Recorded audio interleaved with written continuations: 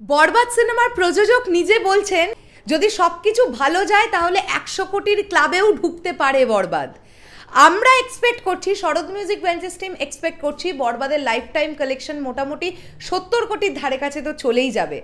Overseas market থেকে যে পরিমাণ পজিটিভ রেসপন্স আসছে, আশা করা যাচ্ছে বরবাদ ওভারসিজ মার্কেটেও একটা দারুণ কালেকশন করবে এবং বাংলাদেশে তো ফাটিয়ে কালেকশন করছেই। এরপরে ওটিটি রাইটস আছে, টেলিভিশন রাইটস আছে, সব মিলিয়ে বরবাদের আয় মোটামুটি 70 কোটির ধারে কাছে যাবে, এইটা আমাদের ধারণা। এবার আমরা দেখে নেব প্রযোজক শাহরিন আক্তার সুমি তিনি কি বলছেন। হ্যালো আমার সাকিবিয়ান ভাইরা বোনেরা, চলে এলাম আরও একটা নতুন ভিডিও নিয়ে। আশা করছি তোমরা সকলে খুব ভালো আছো। প্রথম আলো থেকে আজকে একটি প্রতিবেদন বেরিয়েছে এবং সেখানে শাহরিন আক্তার সুমিকে প্রথম আলোর তরফ থেকে কোয়েশ্চেন করা হয় যে বরবাদ কত ইনকাম করতে পারে। তো সেখানে প্রযোজক খুব সুন্দর একটা ধারণা দিয়েছেন। তো সেই প্রতিবেদনটা থেকে আবার জিস্ট করে সিনেবাজ খুব সুন্দর একটা লেখা ওই প্রতিবেদনটা থেকেও আরও জিস্ট করে বার করেছে। তো আমি সিনেবাজের পোস্টটাই পড়ছি, কিন্তু তোমাদেরকে বলবো আরও ডিটেলসে প্রথম আলোতে গেলেই তোমরা এই নিউজটা দেখে নিতে পারবে যে বরবাদ প্রযোজক কি বলছেন। তো আমি বলবো তোমরা চাইলে দেখে নিতে পারো। এখানে যেটা লেখা, আমাদের সিনেমার এখন তুমুল চাহিদা, দিন দিন সিনেমার দর্শক বাড়ছে, কিন্তু সেই অর্থে আমাদের শো বাড়ানো হচ্ছে না। এটা কিন্তু বুঝতেই পারছি আমরা, মাল্টিপ্লেক্স চেনের উদ্দেশ্যে এই কথাটা বলা হচ্ছে। সত্যি তো বরবাদ যা শো ডিজার্ভ করে সেই শো কি বরবাদকে দেওয়া হচ্ছে? দেওয়া তো হচ্ছে না। আচ্ছা, সঠিকভাবে আমাদের সিনেমাকে মূল্যায়ন করলে আয় বাড়বে, বাংলাদেশের সিনেমার মধ্যে নতুন রেকর্ড গড়বে। আমাদের অভিজ্ঞতায় মনে হয়েছে যে 100 কোটি পার করতে খুব বেশি সময় লাগবে না। বর্তমান 7 দিনে সিনেমাটির গ্রস কালেকশন 27.5 কোটি টাকা। পরে গত 4 দিনে আয় কম হলেও 10 কোটির বেশি হবে, তাহলে অঙ্ক দাঁড়ায় প্রায় 37 কোটি টাকা। আগামী সপ্তাহে মাল্টিপ্লেক্সে হাউসফুল গেলে সেখানে আরও বড় অঙ্কের টাকা আসবে। এর সঙ্গে যোগ হবে সিঙ্গেল স্ক্রিনের আয়।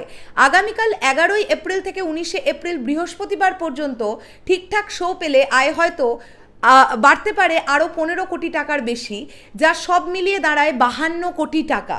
মাল্টিপ্লেক্সের হিসেব পাওয়া সহজ, শোর সংখ্যা হাউসফুল দিয়েই জানা যায় কত টাকা আয় করলো।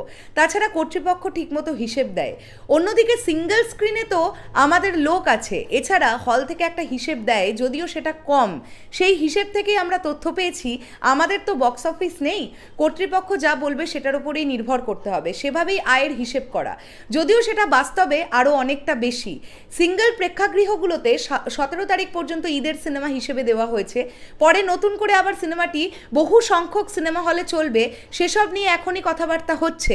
অন্যদিকে দর্শকের চাহিদা যেভাবে বাড়ছে, সেখানে শুধু মাল্টিপ্লেক্সে আগামী কুরবানি ঈদ পর্যন্ত চললেই আমাদের সিনেমা 100 কোটি টাকা আয় হয়ে যাবে। আমাদের হাতে এখনও 1.5 থেকে 2 মাস রয়েছে। এর মধ্যে 3 সপ্তাহ টানা হাউসফুল গেলেই সম্ভাবনার দুয়ারে পৌঁছে যাব।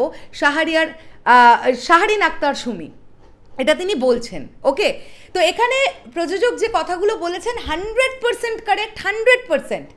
ওভারসিজ মার্কেট থেকে একটা সুন্দর কালেকশন আসবে, আবারও আমরা এটা অবশ্যই বলতে হবে।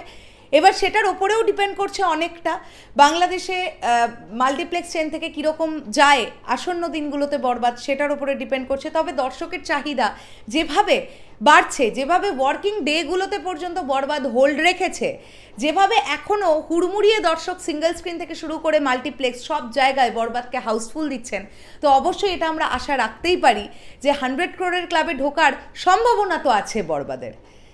মানে আমি তো বলেই দিলাম যে 70 কোটিও যদি গ্রস কালেকশন করে ফেলে বরবাদ, এটা একটা ট্রিমেন্ডাস লেভেলের রেকর্ড হবে। একের পর এক নজির ভাঙতে ভাঙতেই তো এগোতে হয়। তো এটা বিশাল বড় একটা অ্যাচিভমেন্ট হবে বাংলা সিনেমার ক্ষেত্রে যদি সব কিছু মিলিয়ে 70 কোটি টাকার একটা কালেকশনও চলে আসে।